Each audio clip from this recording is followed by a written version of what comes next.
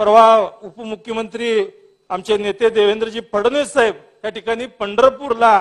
कार्तिक वारीच्या निमित्तानं महापूजेला त्या ठिकाणी आले होते आणि आल्यानंतर मराठा समाजातील सर्व बांधवांनी त्यांना निवेदन दिलं होतं। त्यांच्याशी बैठक झाली होती की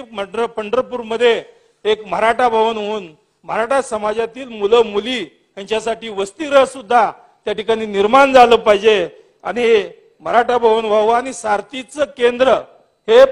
पंढरपूरला व्हावं ही मागणी त्या निमित्तानं केली होती आणि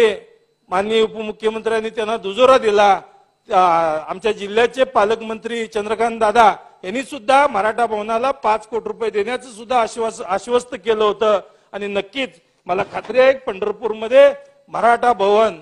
जवळजवळ एक वसतिगृह आणि मराठा भवन या निमित्तानं नक्कीच पंढरपूरमध्ये उभारेल आणि